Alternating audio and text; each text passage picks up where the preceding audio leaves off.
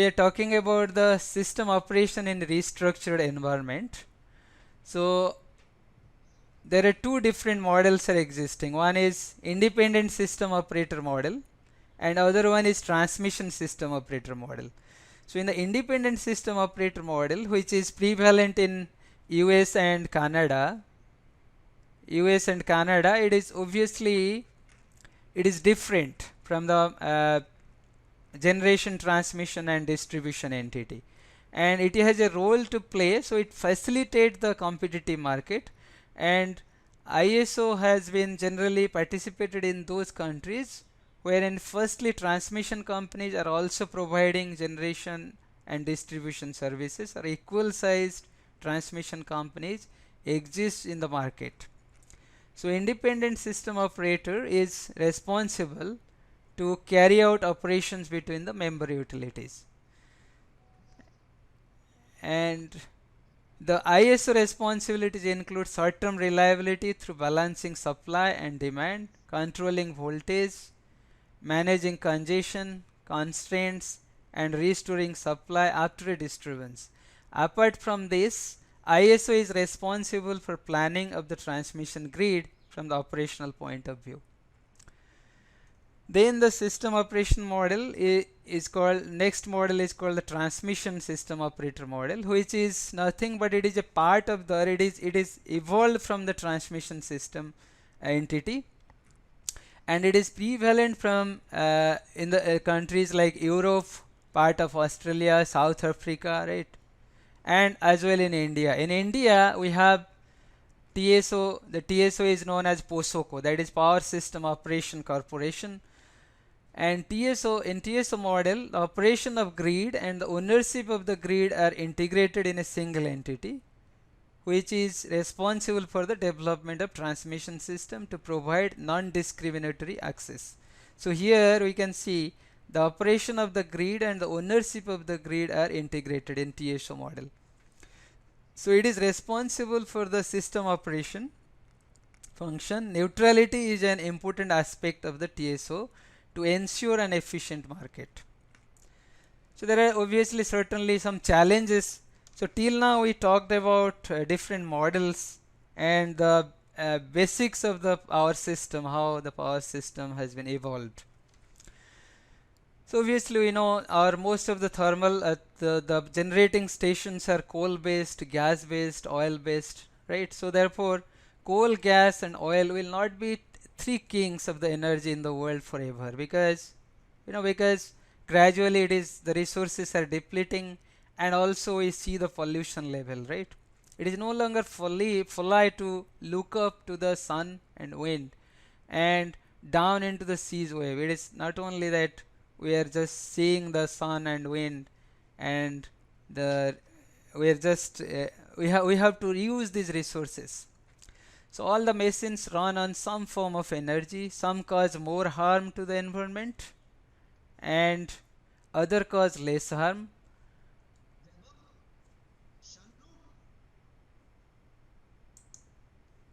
Yet others are harmless. So the journey on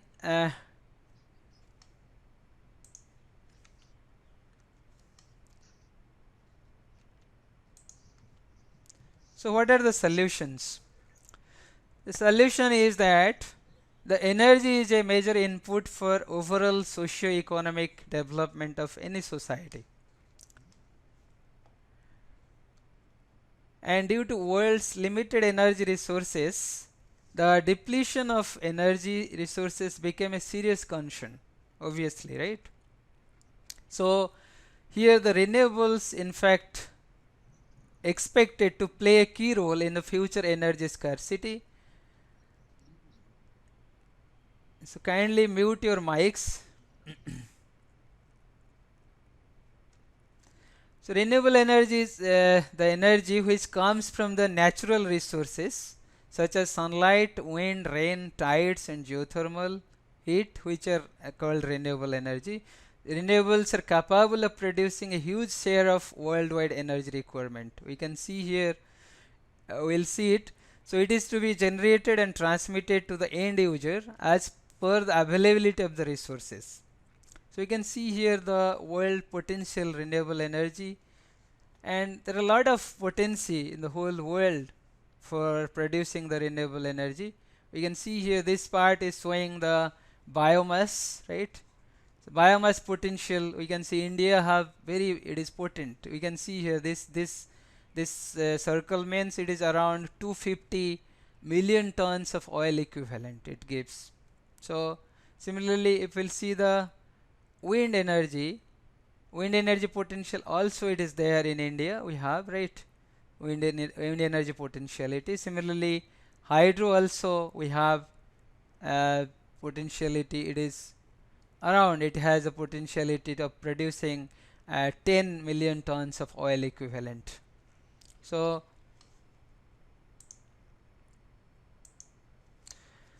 now solar energy also, we can see solar energy we have the potentiality of 50 million tons of oil equivalent, right? So this is the world potential renewable energy. So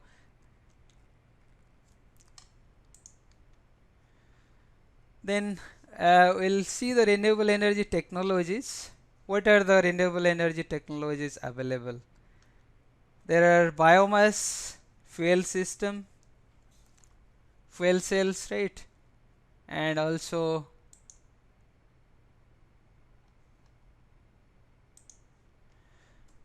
you can see here fuel cells, then PV system, here it is, PV system is there, then solar thermal generation system, then wind turbine generation system as well.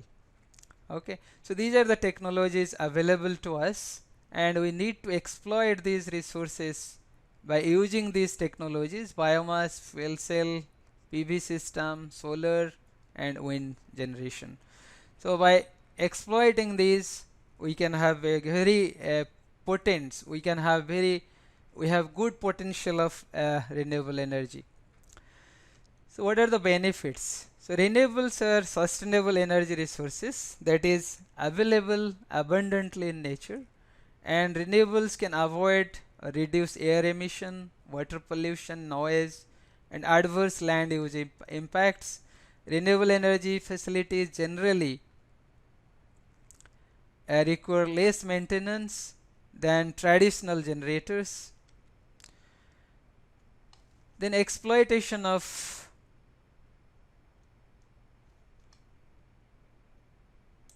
I got a message that screen is not visible. Let me see it.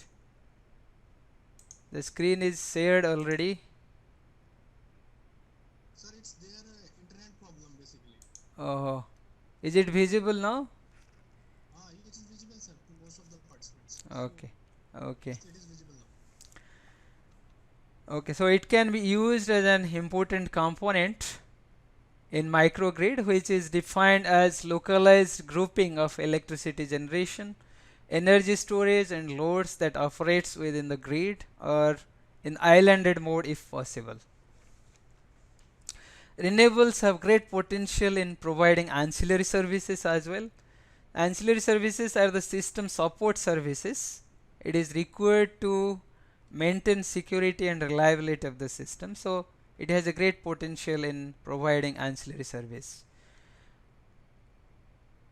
In radial mode transmission, there are sources of generation at one end with a transmission and distribution system having consumers at the other end.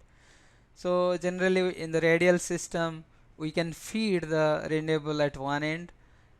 Generally in the radial distribution system, we feed the electricity from one end, but as soon as we inject from the renewables, we can inject at any point of the radial system. At the instant of failure of the generation station, the whole system fail. As such, there is no flexibility for the system. So an integrated system, all the generating stations are connected through a reliable mesh transmission network. That means we can, if we'll inject the power at different points of a radial system, then it becomes reliable, obviously. So total load connected to the system is shared by all the generation stations. Demand of electricity vary place to place. Industrial load growth generally occurs adjacent to the cities and towns. In India, because of the uneven distribution of natural resources, generating stations are located in few pockets. So it is, and it is also far away from the load centers. Also, some regions are surplus in generation, like we can say here, like if we'll talk about India, in the eastern region is surplus power, whereas if we'll go to the southern region or the western region, it is less of power. So, or northern region, you can say, right? So surplus generation is need to be transported to energy deficit regions, which improves the power supply, reliability and quality. Liberalization of the electricity market leads to new management structures for the operation and control of the electricity grid. So it is very important. So now we can see the contribution of renewable energy sources in India. So now we have a huge amount of renewable energy installed renewable energy capacity. We can see here the total installed capacity is around 87,000.027.68 megawatt. It is as of the 31st March 2020, and the target is 175,000, that is 1,75,000 megawatt by 2022. So we can see here the huge amount of renewable energy energy we are going to inject into the system. Then the problem will be the reduction in the inertia of the system. So by that way we are, in fact, the stability of the system is decreasing. So that is one of the important aspect. When we inject more renewable energy into the system, the stability, it hampers the stability of the system. So because of the reduction in the inertia of the system. So at that point we should always very careful when we are injecting more renewables. We must have sufficient flexibility to improve our stability of the system. So just I will show here, demonstrate a study here, what we did in one of my PhD student did for allocation of renewable energy resources based on certain attributes. Here the attributes are technical attributes, economical attributes, environmental attributes, you can see here, and the resource availability attributes. These are the attributes. First we will consider the technical attributes, economical attributes, environmental attributes, then resource availability attributes. So considering these attributes, we'll allocate the renewable energy sources to different regions of the India, different parts of the India. So now also if we'll see,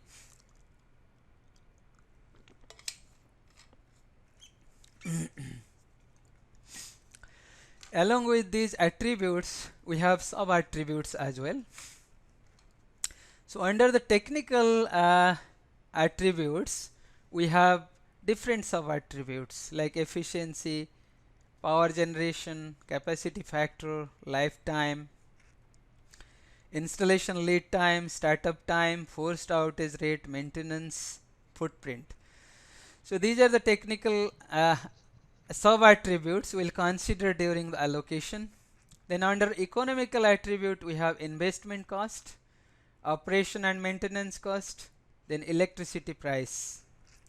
And under environmental attributes we have noise, NOx emission, then SO2 emission, CO2, CO, HC, hydrocarbon, then particulate matter. And under resource availability attributes we have oil, gas, wind and solar. These are the resources, and based on the availability of these resources in different regions we can do the analysis. So here is the methodology how we do the analysis. We can see here, this is actually we are using here a technique called AHP, that is analytic hierarchy process. It is a technique, or it is a tool, you can say, just to find the if there are multiple goals and multiple goals and multiple you can multiple resources, then we can find the optimal result out of this technique. This is called AHP, analytic hierarchy process. So here if we'll see here, we have considered these attributes: technical, economical, environmental and resource availability attributes. So out of in these attributes we have different sub attributes like efficiency, plant factor, etc. And similarly in economic attributes we have these sub attributes, and also environmental attributes we have these sub attributes. Finally we are considering this, this is also resource availability attributes. So now what we'll do, using this AHP methodology, AHP process, we'll do here pairwise comparison between the sub attributes with for a particular technical attribute. Okay, then we'll do here pairwise comparison between sub attributes with economical attributes. Then here pairwise comparison between sub attributes with environmental attributes with respect to different regions. Then finally we'll get here suitable DG with technical attributes. Suitable DG means here distributed generation. DG means distributed generation.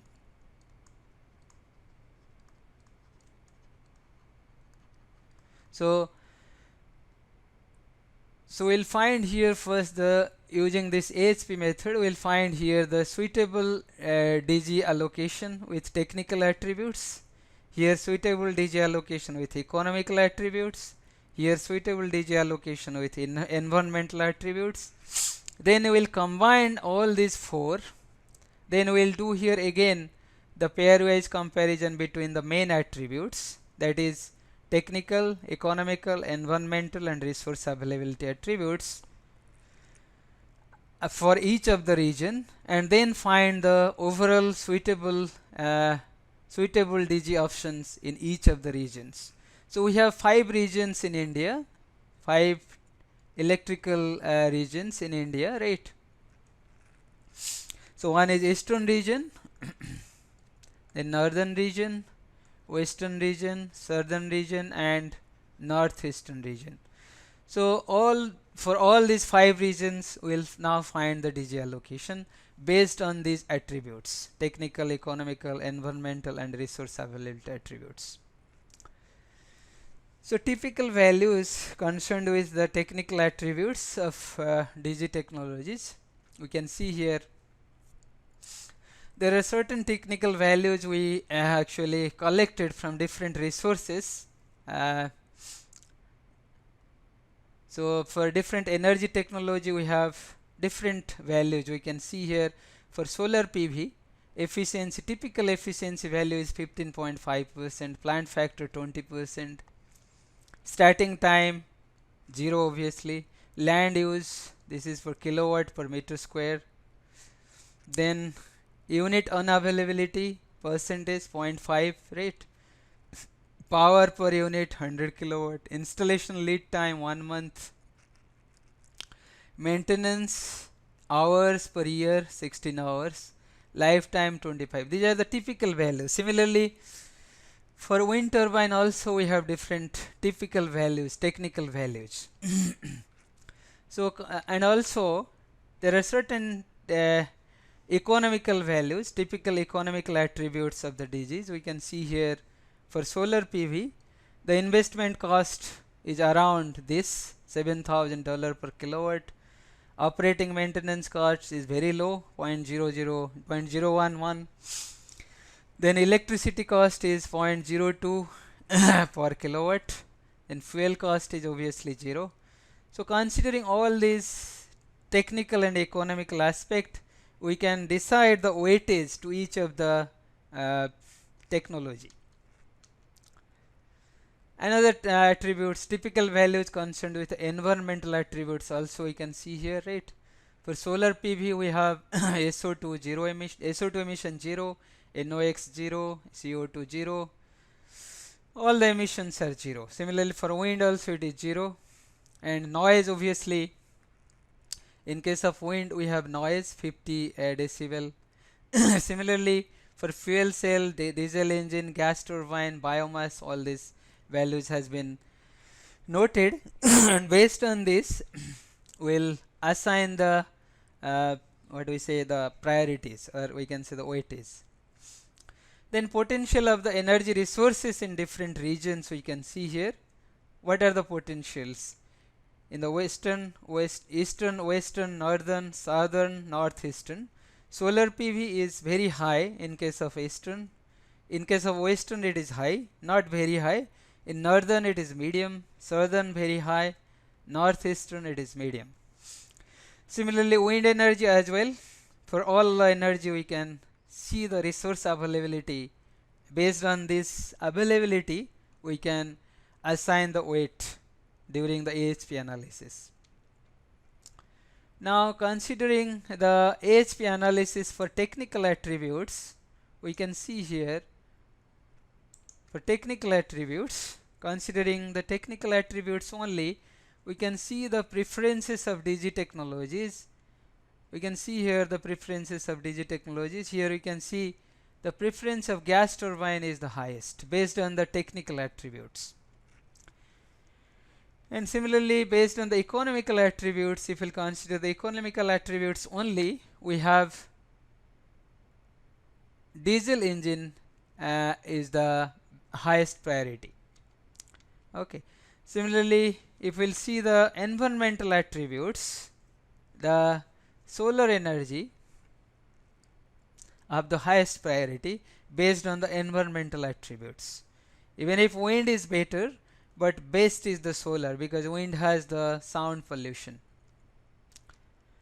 Similarly ranking of the DG attributes in different regions, if we see, so in different regions if we'll find the ranking of all regions, if we'll see for the eastern region, considering the technical, economical, environmental and resource availability, the economical attribute is the first in the eastern region, then technical, then environmental, then resource availability. Similarly these attributes were ranked in different regions, in eastern, western, northern, southern and northeastern, and based on these rankings we'll again do the AHP analysis, assigning the weights to them. So how we'll do the analysis, how we do the pairwise comparison analysis, we can see here. So the pairwise comparison analysis, we can see here that if we'll first we'll take technical, economical, environmental, resource availability in the horizontal space, and in the vertical space also if we'll take technical, economical, environmental and resource availability. Now if you are giving the equal priority to both technical, then we'll assign 1 here.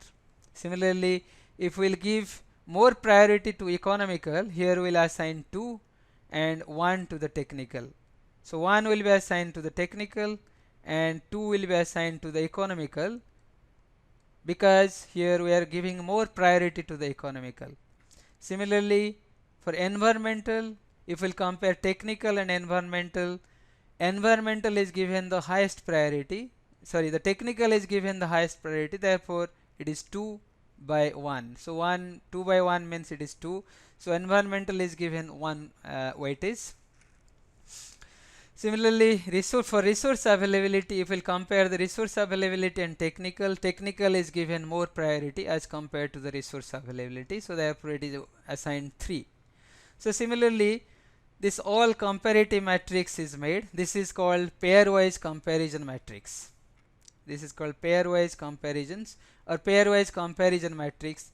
So this pairwise comparison matrix is made for all the regions, and based on that, in the eastern region we found that the gas turbine is suitable, and this is the highest priority is given to the gas turbine, then to the wind turbine, then to the diesel, then wind, then solar, then your biomass. Similarly, if we'll go for northeastern region, the highest priority is given to diesel, gas turbine, then your solar, wind, then fuel cell, then biomass. So this is based on the analysis, that AHP analysis, right? Similarly, for western region also it is diesel, gas turbine, then solar, wind, fuel cell, and biomass.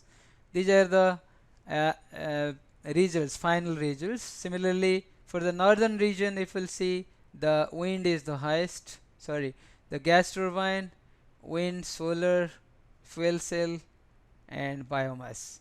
Similarly, for southern region, the wind is highest, then the gas turbine, sorry, then solar, then your diesel engine, fuel cell, and biomass. So this is all about the renewable energy allocation or renewable energy planning for different regions of India based on the uh, 4 attributes we took: technical, economical, environmental, and resource availability, right? So based on this, now the question comes, if we have sufficient number of sufficient amount of renewables, how will integrate into the system? Obviously, for this integration of renewables, we need a platform for integration. That platform is known as microgrid, through which we can very easily integrate the renewable energies into the system. So we can see here a picture of smart grid. We can see, and smart grid means it is communicating with all the entities, all the participants, consumers, the generators, and even the industries, right? The storage system, whatever. So in smart grid, basically the information and communication technology plays very important role, and we can say that the microgrid plays very essential role in smart grid in terms of harnessing the renewable energy sources. So this is taken from a paper that is the most cited paper, a cyber physical system perspective proceedings. So what are the benefits if we do this microgrid? If we connect the form a microgrid system, what are the benefits to the consumers? The first benefit is it can monitor the energy consumption in real time and can control their consumption based on the real-time pricing information, and this control can be automated as well, and even possible via the web. Web means if we'll develop some web application, we can use it through the mobile, we can control our equipment also. Can power electric and plug-in or hybrid vehicles and feed locally generated energy back to the grid. And also it gives benefits to the utilities. It monitors the load in real time, anticipate demand and automatically adjust energy flows, peak load balancing, interact with customers to reduce demand and peak load, enable integration of external renewable energy sources to pump electricity back into the grid. And also it has the capability of fault isolation. So there are advanced sensors that allow quick isolation of faults in the network and speedy recovery. So this is in fact plays very important role during the grid disturbance. During the grid disturbance, we can isolate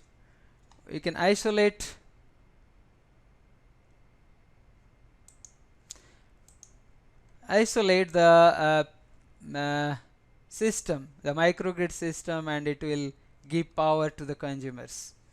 Then power plant growth, better management of demand and supply allows utilities to reduce need for additional power plants. Now we'll see little introduction to the microgrid. The microgrid concept, it assumes a cluster of loads and micro sources operating as a single unit with control capability, which means it can disconnect from the traditional grid and operate autonomously. So microgrid has the capability, it is actually a cluster of loads and micro sources, and it has the capability to control, and also it can operate itself in autonomous mode. So that is the definition of microgrid. So the microgrid can be powered by the distributed generators, energy storage system, and or renewable resources like solar panel, wind power, fuel cell, biomass, etc. So I have given here different terms: DG, energy storage, renewables. In fact, if I'll include all these terms together, this can be also known as distributed energy resources. Okay, so it is segregatedly we can see. So DG includes all diesel generator and gas turbines, micro turbines, fuel cell, everything. And DER, when I'll quote DER, distributed energy resources, it includes everything: distributed generators, energy storage systems, renewable energy sources, everything. So it provides backup for the grid in case of emergencies and enhances local reliability. So this is also a very important paper, and it has very high citation. This is taken from the paper Microgrid Concepts, and it was in fact presented in the Power Engineering Society Winter Meeting 2002. What are the key drivers in the microgrid system?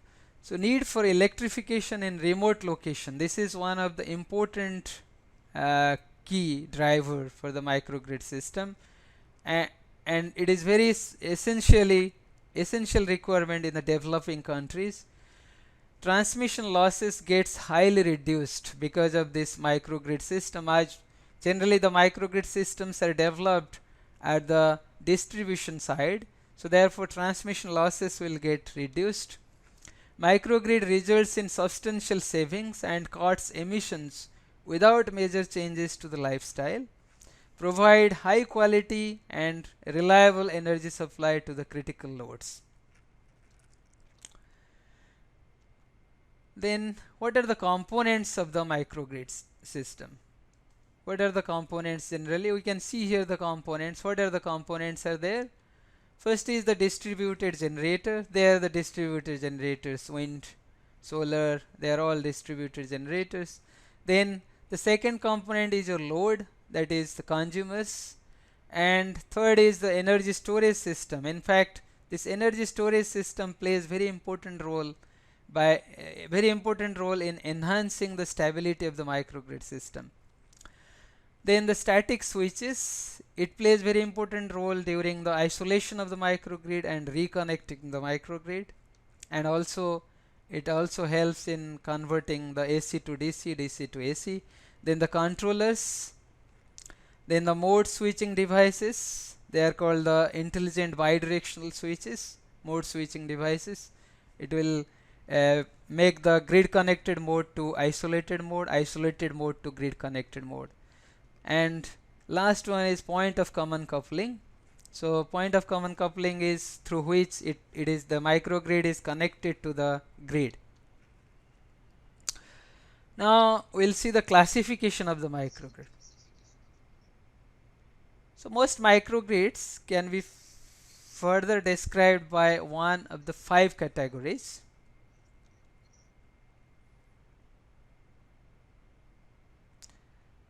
So first one we'll see, it is off-grid microgrid. It including islands, remote sites and other microgrid systems not connected to the local utility network. So this is called off-grid microgrid. Then campus microgrids, they are fully interconnected with the local utility grid but can also maintain some level of service in isolation from the grid, such as during utility outage. Typical examples serve university and corporate campuses, prisons and military. So generally nowadays also in India we have most of the campuses are you can say it is campus microgrid, because we have all solar and other generators, DG sets, right? So in IIT Patna we have also 1 megawatt solar plant and few DG sets are there. So we can say this as campus microgrid.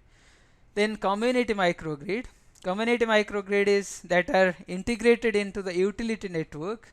Such microgrids serve multiple customers or services within the community, generally to provide resilient power for vital community. So in a community, particular community, if we have certain utility network and we can inject power into that network, it can also form as a microgrid. District energy microgrid that provides electricity as well as thermal energy for heating and cooling. This is a different aspect which is not applicable for Indian scenario because we don't have the thermal energy and cooling system here. So it is obviously for European and American countries. Then nanogrid, it is comprised of smallest discrete network units with the capability to operate independently.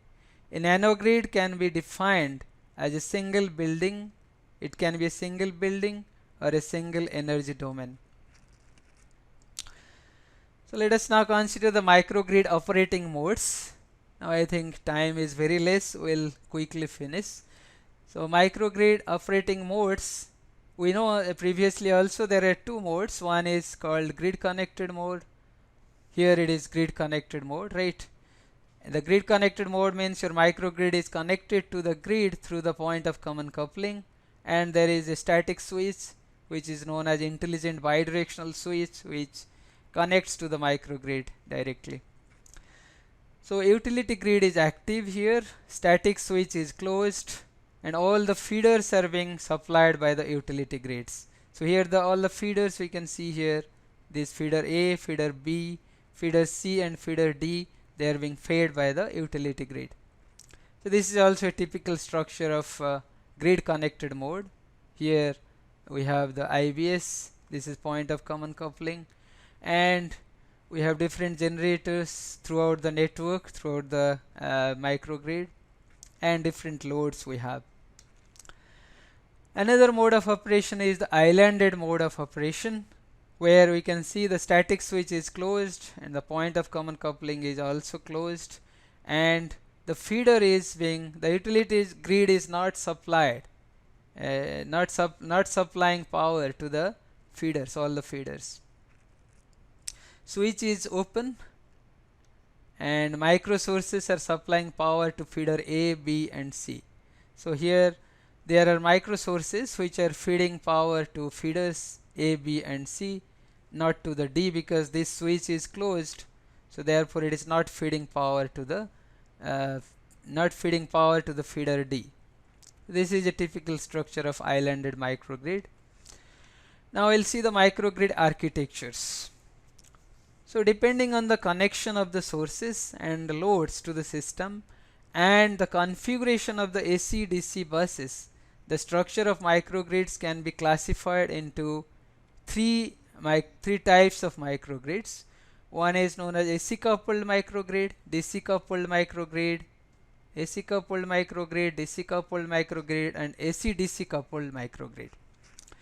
So until now the most used configuration has been the AC microgrid, but DC based microgrids are gaining interest due to advantages they provide over their counterpart. Therefore, hybrid AC DC microgrids are raising an optimal approach. They are combine the main advantages of AC and DC microgrids. So what is this AC coupled microgrid? If we can see here, even if we have the DC sources here, the DC distributed generators, AC distributed generators and storage elements, they are connected to the AC bus, and that AC bus is connected to different loads, whether it is DC load or AC load, it doesn't matter. So if it is a DC load, it is fed through a AC DC converter, and also it is finally connected to the utility grid. So this is a hybrid microgrid structure. It is called AC coupled microgrid because the loads and sources are coupled together to a AC bus. So therefore it is known as AC bus or AC coupled microgrid. Similarly, we have DC coupled hybrid microgrid structure. In case of DC coupled hybrid microgrid structure, we have two buses. One is DC bus, other one is AC bus. The sources are connected to DC bus. The DC distributed generators, DC DGs are connected through DC DC converters, AC distributed generators, they are connected through AC-DC converter. Storage elements, they are connected through bidirectional converters. And this AC-DC bus, they both are connected together through interfacing converters, IFCs. So, and finally the AC bus is connected to the utility grid. So this is called DC coupled hybrid microgrid. Here both AC and DC loads are connected. Also AC load can be connected to the AC bus. But in case of AC-DC coupled hybrid microgrid structure, both the generators and the loads, they are connected to both the buses, to DC bus as well as to the AC bus. You can see here the sources here, all the sources are connected to DC bus as well as to the AC bus, right? And they are connected through interlinking converters, and the loads are connected to DC bus and AC bus both. And finally the AC bus is interfaced to the utility grid. So these are the three structures, main structures: AC coupled microgrid, DC coupled, and AC-DC coupled microgrid structure. Microgrid operating characteristic, if we'll see, here we have diversification of microgrid structures. There are various structures of microgrids. Then there are different connected modes, islanded modes, right? Then if we'll consider the voltage and frequency, the regulation of voltage and frequency, it plays very important role in case of isolated microgrid, because in case of grid connected mode, it is not essentially to control the frequency, and because it is connected to grid and the frequency will be driven by the grid frequency. Similarly, other characteristics are small output impedance and overcurrent capability, and then the faster response time and the low inertia. Then we'll see, obviously the inertia will become less as we integrate more and more renewables to the system. Then classification of microgrid stability. If we'll see, like in power system, we have also different classification of stability. Similarly, in microgrid we have also classification. Here we have small signal stability, transient stability, and voltage stability. So there are three classes of stability. For small signal stability, we know these are based on, these will be enhanced by feedback controller, then small load change, system damping, power limit of the DGs. And similarly, your transient stability is enhanced by islanding. Then it is generally happens because of the during the time of islanding, loss of DGs, then large load step fault. And similarly, voltage stability also occurs. This phenomena, voltage instability, occurs because of the reactive power limit. When it hits the reactive power limit, then load dynamics, under voltage load, tap changes. Then how will improve the microgrid stability? Microgrid stability can be improved. The small signal stability can be improved by supplementary control loop, then coordinated control of DGs and stabilizers for DGs, then energy management system. And similarly, the transient stability can be improved by control of storage, load setting method, protection device setting, control of power electronic devices. And voltage stability can be improved by reactive compensation, load setting, modified current limiters of micro sources, then the voltage regulations with DGs. So in fact, one of my student is working in this area for improving the small signal stability improvement. Little bit we can talk about this. What are the stability issues in different types of microgrids? We can see here there are different types of microgrids here: utility microgrid, campus microgrid, remote microgrid, right? And for these different types of microgrid, there are issues. Obviously, we can see here the stability issues are here: small signal stability, voltage stability, and transient stability. And it happens because of this phenomena. So this current limiters, islanding of fault, right? Then tap changes. And in fact, it can improved. These stabilities can be improved by reactive compensation, DG feedback controller, then fault isolation, right? So these are the methods. Load switching is another phenomena. So different microgrids, how they're this structure in fact gives different microgrids that how they're associated with different stability issues. So let us talk about the small signal stability analysis. We'll focus here about the small signal stability. Small signal stability analysis is about the stability of the system when subjected to small disturbances. So one of the important constants in the reliable operation of a microgrid is the small signal stability. It is very important because sometimes the small signal stability issues lead to also blackout. So therefore it is, though it's very we say that this is very it has very less impact, but sometimes it leads to a blackout also, system blackout. So in conventional power systems, stability analysis is well established and the basis of decades of experience. Lot of researches are going on still on power system small signal stability.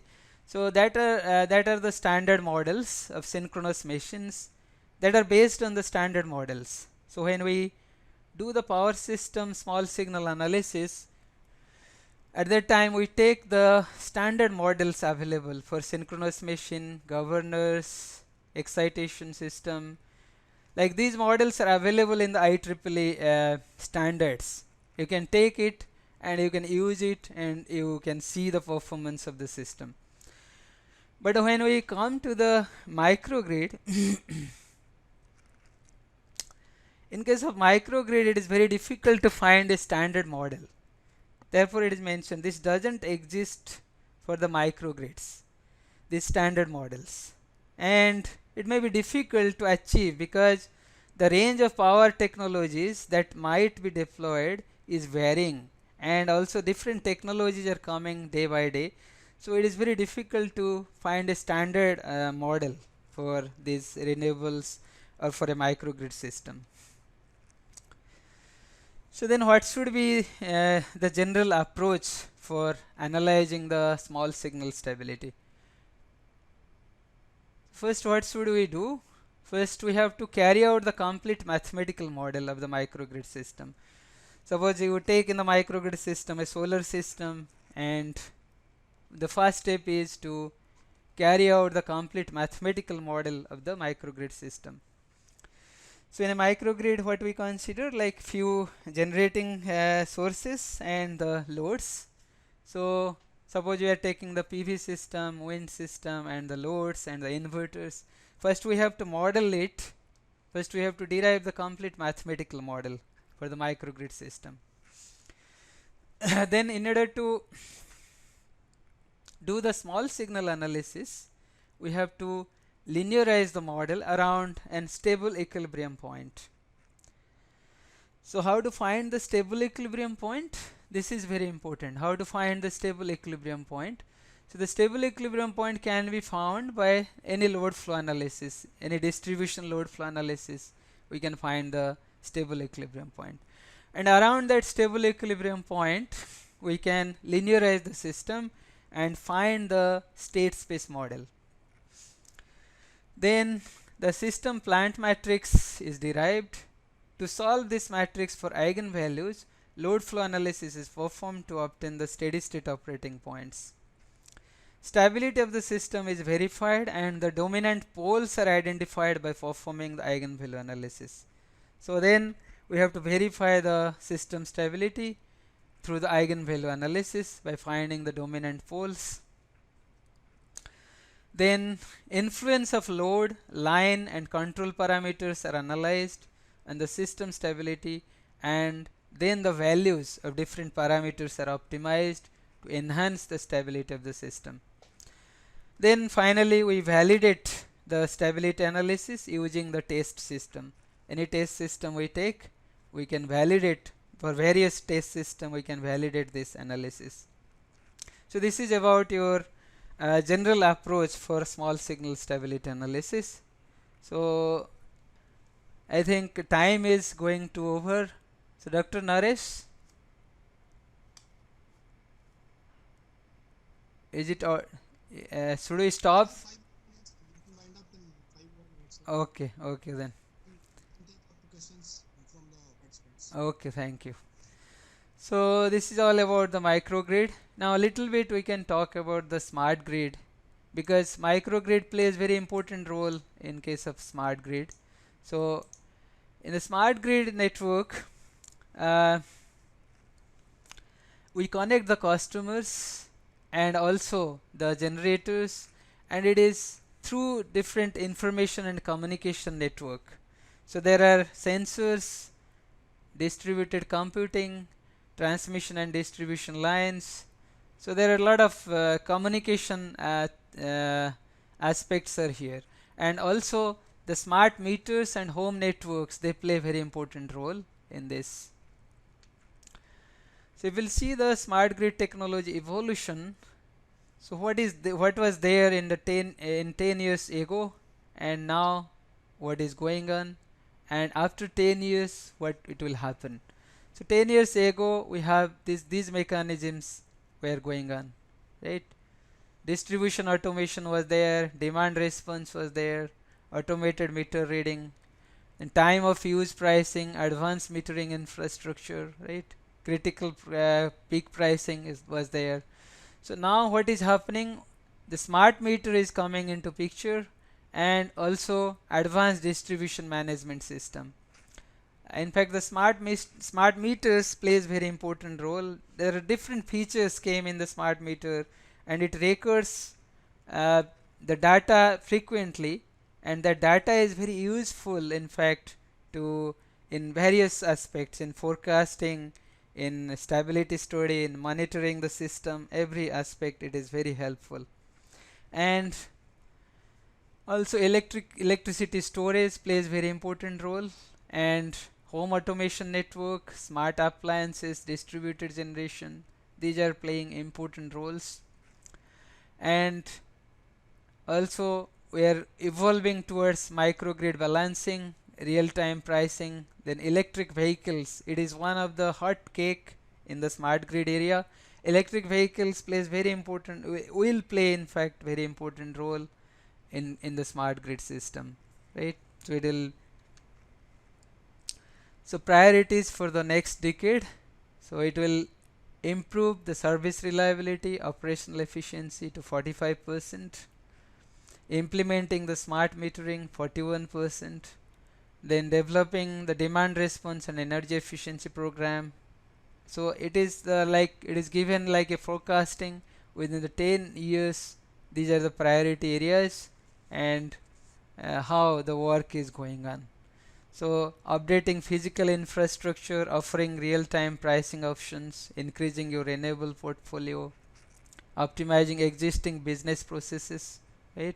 So finally what we get, that reliability and resiliency is very important. If our system becomes more resilient, then going through all these processes is important. So what are the multidisciplinary aspects? Already uh, we know this. Electrical engineer, especially when we talk about power system, we talk about electrical engineers, mechanical engineers, and instrumentation engineers, right? But nowadays we can see many people, they can almost every field people are working: electrical engineer, mechanical engineers, control engineers, communication engineers, embedded system engineers, computer science engineers, chemical engineers as well, and economists, lawyers. Everybody is working together to make a success of this smart grid system. So in fact computer science people nowadays making they're giving a very good impact towards the smart grid, because of the data science and the data analytics methods.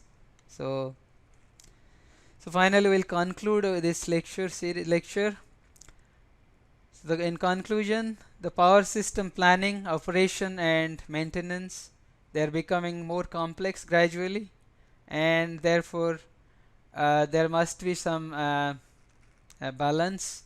So the concept of smart grid alongside the utilization of renewable energy resources, making the system more reliable. Obviously the smart grid concept and the injection of renewable, making the system more reliable, with the deployment of smart systems and cost efficient renewable energy technologies, we can have sustainable cities and regions.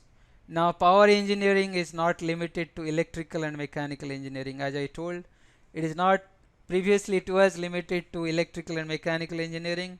Nowadays it is not at all. It is completely multidisciplinary. Everybody can participate in this, and nowadays more people from communication and computer science, they are participating in fact. So thank you very much for your patience hearing.